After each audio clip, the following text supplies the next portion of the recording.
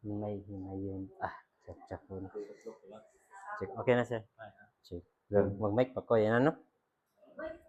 Ha? Hello. Praise God. So, grabe no.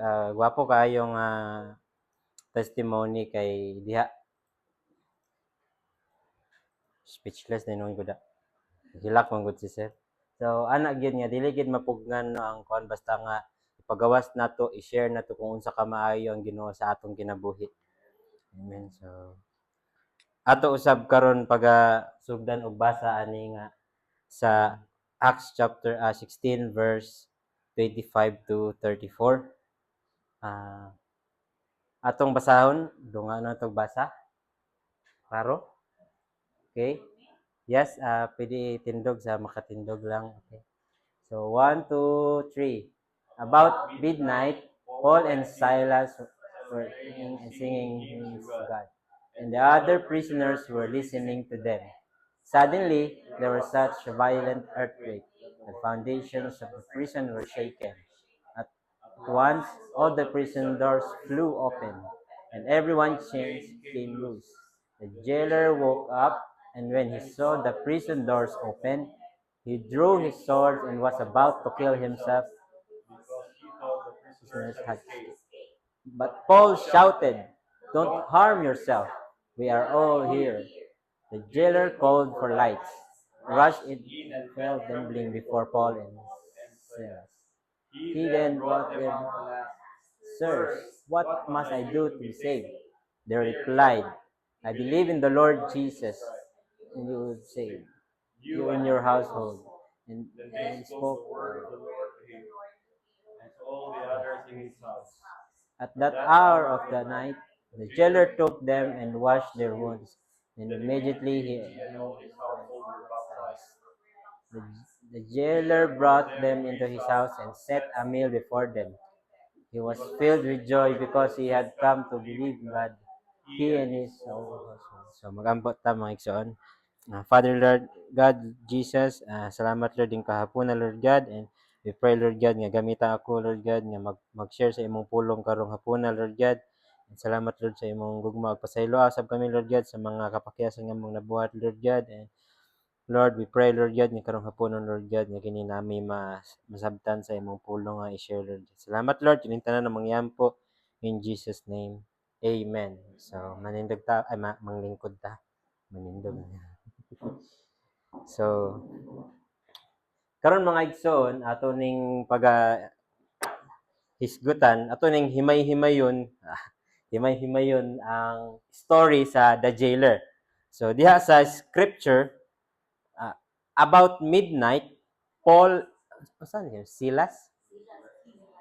Silas. Paul and Silas were praying and singing hymns to God, and the other prisoners were listening to them. So, bisan pa nga si Pablo o si Silas naa sa prisuhan og nagantos, sila kanang nagreklamo batok sa Dios. So, nagampo sila ug nag-awit sa pagdayeg kaniya. So, nagpakita kini nga ang tinuod nga kalipay ug pagsalig sa Dios. So, dili magdepende sa atong kahimtang.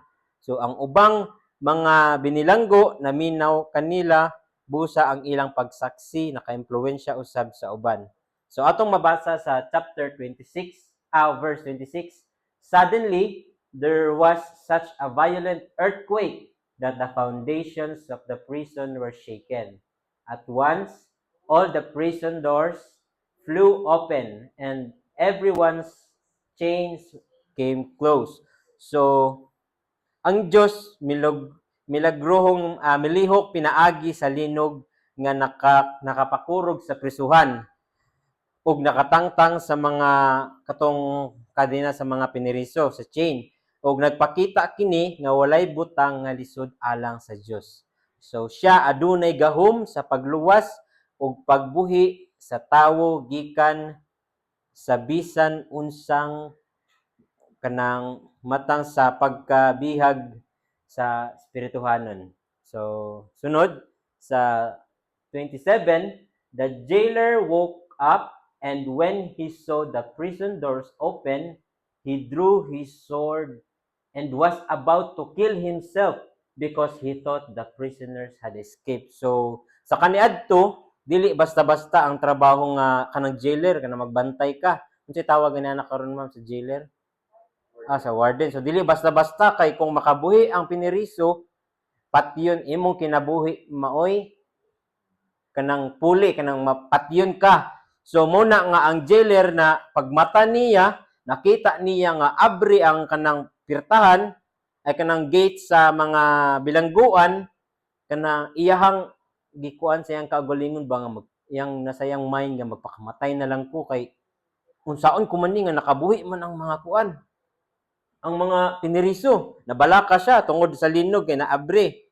So, sa verse 28, but Paul shouted, "Don't harm yourself. We are all here."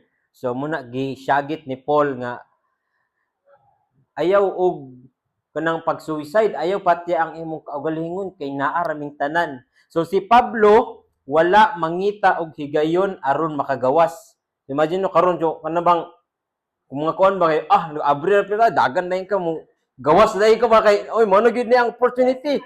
Ay makatakas na gid mi. So wala nangita si Pablo og higayon aron makagawas, kundili nagpakita siya og kaluoy ngadto sa magbalantay sa jailer. So imbis nga pasagdan siya, iyang giluwas ang iyang kinabuhi.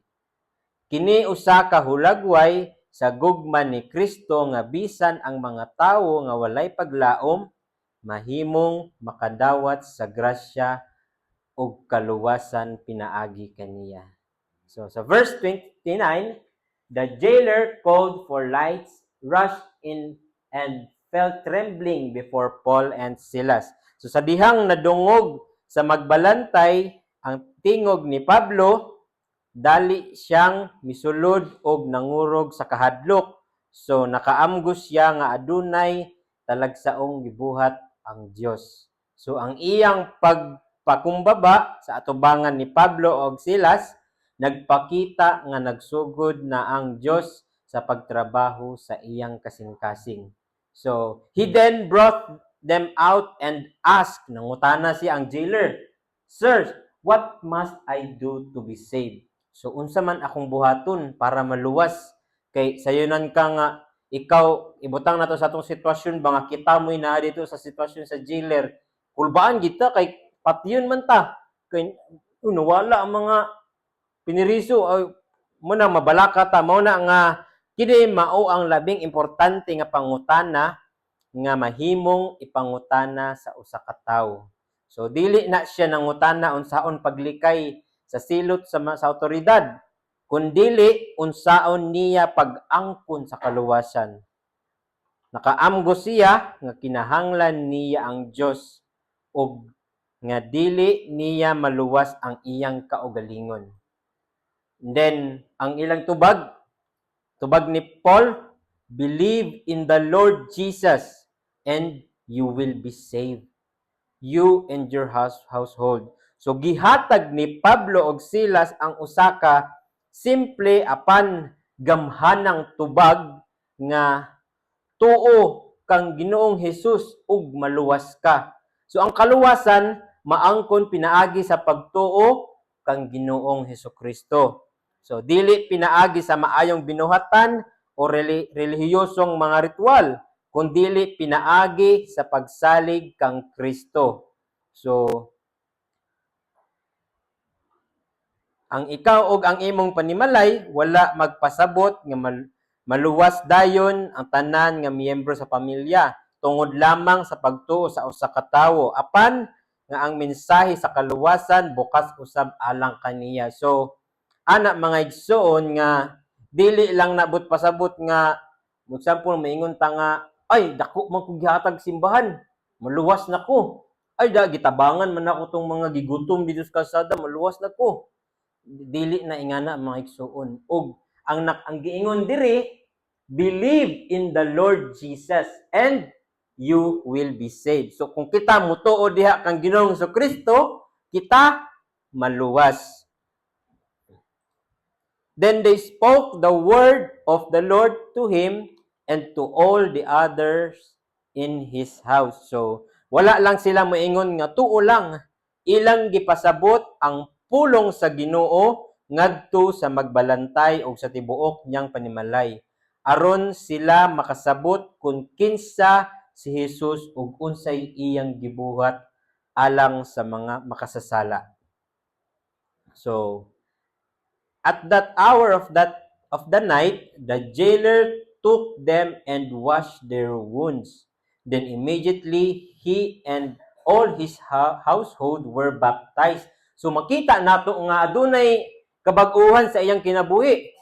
No nga ang magbalantay nga kaniadto nagbantay kanila isip mga binilanggo, karon nag-atiman kanila, gihugasan pa ang ilang mga samad. So makita nato nga adunay kabag-uhan sa iyang kinabuhi. Amen? Ang iyang mga lihok nagpakita sa kausaban nga nahitabo sa iyang kasing-kasing. So human ni ana siya og ang iyang panimalay gibautismuhan isip timaan sa ilang pagtuo kang Kristo. So the jailer brought them into his house and set a meal before them. He was filled with joy because he had come to believe in God, he and his whole household. So, ang kalipay mipuli sa kahadlok nga iyang gibati kaniadto. So, ang iyang pagtuo sa Dios nagdala og kalipay sa kausaban sa iyang panimalay.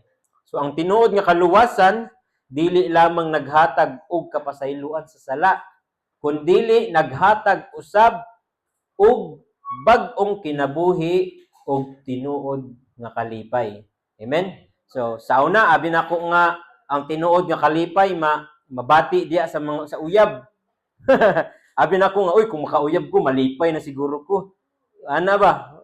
So, di ay, na-realize nako nga nailhan akong Ginoo nga ang tinuod di nga kalipay mabati diha kang Hesukristo. Amen? So, grabe no? Sa una, bigyan akong uyab ra. Ando mo dito, amon dahil ang tinuod nga kalipay mabati diha kang Kristo Jesus. Sa uyab, ilaron ta sa kang Hesukristo dili, di ba? Ilaron pa ta sa tong uyab. Pero kang Hesukristo tinuod nga gugma nga walay laing makatupong.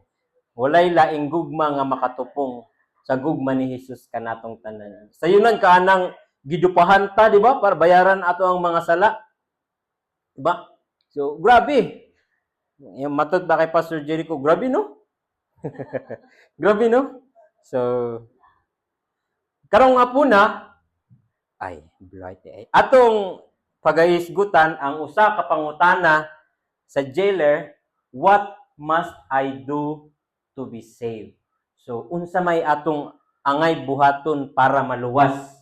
Atong mabasa diya sa Acts chapter 16 verse 25 to 34. Believe in the Lord Jesus Christ. So, ang kaluwasan dili pinaagi sa atong kaugalingong pagpaningkamot, apan pinaagi sa pagtuo kang Ginoong Hesukristo. Ang usa ka tawo nga tinuod nga mituo kang Kristo, makita ang kausaban sa iyang kinabuhi. Amen. Ug ang maong pagtuo mahimong panalangin ug pagpamatuod ngadto sa iyang pamilya ug sa uban. Believe in the Lord Jesus Christ and you will be saved. So, sama sa kinabuhi ni Brother Richard nga adunay kausaban kay siya nakaila diha kang Kristo ug nagbago ang iyang kinabuhi. Kaniadto bad boy, karon good boy. Amen. Amen. So, salvation is not about what we do for Christ, but about what Christ has done for sinners. So, ang kaluwasan, dili makabot pinaagi sa atong maayong binuhatan o kaugalingong pagpaningkamot. So, gihatag kini sa Dios pinaagi kang Hesukristo nga namatay ug nabanhaw aron luwason ang mga makasasala. Ang atong buhaton mao ang paghinulsol ug pagsalig kaniya pinaagi sa pagtuo. So, atong mabasa sa Acts chapter 16 verse 31 nga tumuo lay man nga version. Tuo sa Ginoong Hesus ug ikaw maluwas kay ug ang imong panimalay. So, ang kaluwasan gasa sa Dios pinaagi kang Kristo. So, dili kini makuha pinaagi sa atong mga buhat, kun dili pinaagi sa pagtuo kaniya. So, klaro kaayo nga ug mutuo ta diha kang Hesukristo, kita maluwas ug makabaton sa kinabuhing walay katapusan. Amen. So, mao ni ang pangutana. Sir, unsa may akong buhaton para maluwas? So, many people still ask this question today. So, sama sa magbalantay sa prisuhan sa Filipos, daghan gihapon karon ang nangutana, unsaon pagkaluwas? Unsaon man? Unsa man? Ang tubag sa Dios sayon og klaro, dili pinaagi sa atong mga maayong buhat, kundili pinaagi sa pagtuo kang Hesukristo. Amen.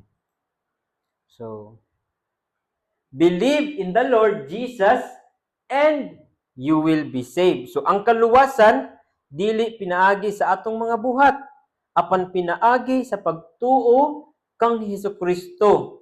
Ang tanan nga mosalig ug mutuo kaniya makadawat sa kapasayloan sa sala ug kinabuhing dayon. So, many people karong nga generations daghan gyud og mahadlok moduol diha kang Kristo kay mingon sila nga pareha sama adtong niadto mig Divisoria nga nagsangyaw mi dadto sa mga GRO nay usa ka lalaki dadto nga bugaw ana siya nga batan-on pa siya mahadlok daw siya mo simba kay mo ambak daw iyang kalag mahadlok siya kay ana ba so mo na usab ang work sa kaaway nga mo hunghung ba nga ayaw pagduol anak kay kuana na so mo na ba nga ginabuta ta sa kaaway nga dili nato makita ang kamatuoran kay ang kamatuoran ang maghatag kanato og kagawasan. Amen. So adunay tulo ka punto, 3 truths about Christ. So number 1, Christ pursues sinners. So si Kristo muduol og mangita sa mga makasasala bisan pa man sa ilang kahimtang aron sila iyang maluwas. So ikaduha, Christ saves sinners. Si Jesus mao ang bugtong magluwas sa tawo gikan sa sala pinaagi sa iyang kamatayon sa krus ug pagkabanhaw. So ang ikatulo, Christ transforms sinners. Ang mga nagtuo kaniya dili lang mapasaylo kundili bag-uhon usab ang ilang kinabuhi aron magpuyo para sa Dios. Amen. So, unang punto, Christ pursues sinners. Before the jailers sought Christ, Christ was already seeking him. So, sa wala panangita ang magbalantay sa prisuhan kang Hesus, si Hesus na ang una nga nagtagad og naglihok para kaniya.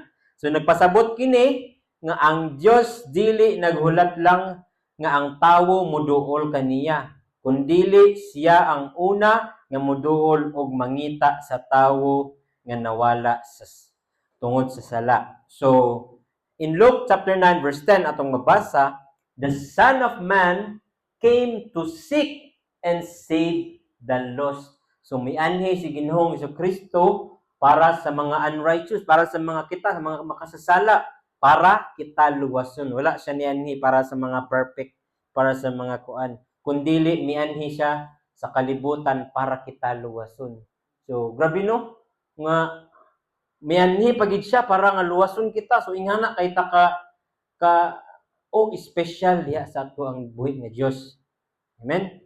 So sama ra pud na sa ato ang kinabuhi nga ang Ginoo nangita na kanato before nga kita mo'y dili kita mo'y nangita before ta nga nangita sa Ginoo, gipangita na tadaan sa ato ang Ginoo. Kay kita nawala man ta tungod sa sala muna nga nahilayo ta diha sa ato ang Dios. So God's providence.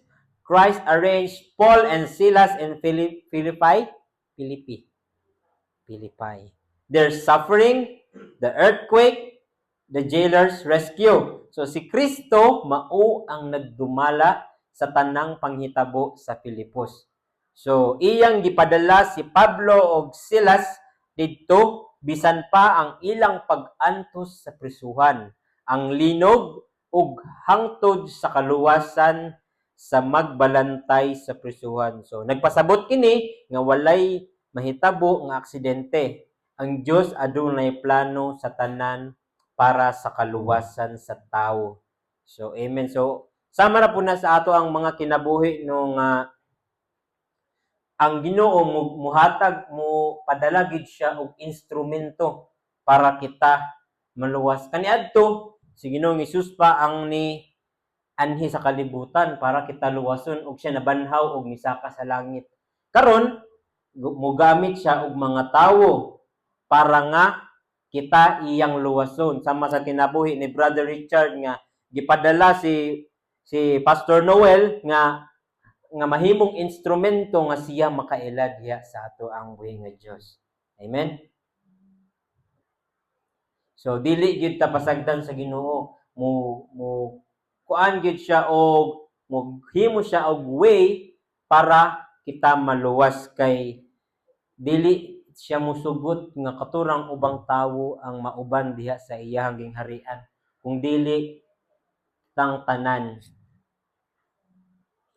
So Jesus seeks the lost. For the Son of Man came to seek and save the lost. So Jesus may anhi sa kalibutan dili lang para tan-awon ang tawo kundili aron pangitaon og luwason ang mga nawala tungod sa sala. So nagpakita kini nga ang Dios adunay dakong gugma sa makasasala ug gusto niya nga sila mobalik kaniya. So perhaps God is using your trials and questions to draw you to His Son. So, posible nga ang imong mga kalisdanan ug mga pangutana dili lang basta problema. Apan paagi sa Dios aron ikaw iyang mapaduol kang Hesukristo. So, sa panahon sa pagsulay, ang Dios nag-awhag kanimo nga musalig kaniya og makadiskubre sa tinuod nga kaluwasan ug kalinaw nga makita lang kang Hesus. So, sa atong kinabuhi nga doon na tay mga trials o mga challenges nga nagaatubangon, mga kalisod, adunay purpose nga mahitabo na sa atong kinabuhi kay maybe God is kanang aduna siya nakita nga kumbaga mag-wish ka og kung nga Lord tagay ko og 1 million kadaog lugar ka kanang tagaan kag 1 million, do you think ma-remember pa nimo si Lord pagkaugma? Lahi naman ang ato ang kuan, di ba, atong nasa tong unahuna is lahi na. Sa may akong paliton ugma ben, sa may akong kuan gusto sa kwarta. So muna nga nilayo na ko. So muna nga adunay rason nganong ang ubang butang nga atong giampo diha kang Kristo is dili dayon mo hatag kanato kay maybe we are not yet ready. And then kung aduna tay mga challenges nga giatubang sa ato ang mga kinabuhi, like aduna tay mga pagsulay nga lisod, maybe God is kanang ginatudluan ta niya o ginaandam ta niya para sa blessing nga iyang ihatag in the right time. So ikaduhang punto, Christ saves sinners. So salvation is found in Christ, not in ourselves. So ang kaluwasan, makita lamang kang Kristo. Dili nato kini makuha pinaagi sa atong kaugalingong kusog, maayong buhat o pagpaningkamot. Ang Dios ang nag-awhag kanato nga mutuo kang Hesus, kay siya lamang ang makaluwas ug muhatag sa kinabuhing walay katapusan. Amen. So dili nato makaya nga kita-kita lang, kailangan nato og Ginoo. So what Christ has done, Jesus lived perfectly, died for sinners, and rose again. Si Jesus nagkinabuhi nga hingpit nga walay sala. Namatay siya sa krus aron sa pagbayad sa atong mga sala. Og sa ikatulo ka adlaw siya nabanhaw. So nagpasabot kini nga si Jesus nakadaog batok sa sala og kamatayon. Og siya lamang ang atong tinuod nga kaluwasan. Amen. So Christ alone, not religion, not works, not morality, si Kristo lamang. Ang kaluwasan dili makuha pinaagi sa relihiyon, maayong binuhatan o pagkamatarong sa tao. Kini usa ka gasa gikan sa Dios pinaagi sa grasya. So si Kristo lamang ang paagi sa kaluwasan ug pinaagi sa pagtuo kaniya kita maluwas. So dili na siya pinaagi sa relihiyon, mga religion, mga maayong binuhatan o pagkamatarong sa tao. Si Kristo lamang ang paagi sa kaluwasan o pinaagi kang sa pagtuo diha kang Kristo Jesus. Amen. So, for by grace you have been saved through faith, not a result of works, so that no one may boast. So, kanang wala ingon nga maghinambog ba nga, ay, naluwas ko tungod kay nagkuhan mo ko dito, nagdagan mo ko yatag dito. Diba? Katulong punto, Christ transforms sinners. Those whom Christ saves, He changes. So, if anyone is in Christ, he is a new creation. So, the old has passed away. Behold, the new has come. So, ato nang mabasa sa 2 Corinthians chapter 5, verse 17. Ang tao nga giluwas ni Kristo, dili magpabilin sa karaan nga kinabuhi sa sala. Iyang bag-ohon ang kasing-kasing, hunahuna ug pamatasan. Ang Dios maghimo kaniya nga bag-ong tawo nga nagkinabuhi para kaniya. Sama sa usa ka hugaw nga sinina nga giilisan og limpyo og bag-o. Dili na siya pareho sa kaniadto. Ingon ana usab ang tawo nga gitransform ni Kristo. Gikan sa sala padulong sa bag-ong kinabuhi nga adunay kausaban o kahayag. So sama sa gi-share ni Brother Richard nga sa una nga lisod kayo ang kanang sa una nga grabe pa kayong pagkamakasasala, and then once nga na-encounter niya si Jesus Christ is nabag-o na siya. Good boy na. So, sama ra na sa kinabuhi ni Pablo, kinabuhi ni Paul nga grabe kay siya nga mo persecute sa una og mga Christians no nga iya patyon gyud, di ba? Patyon, and then sa dihang on the way siya nag-travel paingon sa Damascus og diha na encounter niya si Jesus ug nabuta siya sa tulo ka adlaw, and then diha nagbago iyang kinabuhi tung nailhan niya si Ginoong Jesucristo. Lahi na siya karon is iyan ang gisangyaw ang pagkamaayo ni Ginoong Jesucristo. Tung daghan na kay siya mga nasangyawan na plant nga church tungod kay grabe man murag grabe niyang dilaab nga share gid siya nga murag si Sir Noel mga grabe gid niyang pag-share tungod kay nabati man niya ang gugma ug ang pagkamaayo sa Ginoo sa iyang kinabuhi.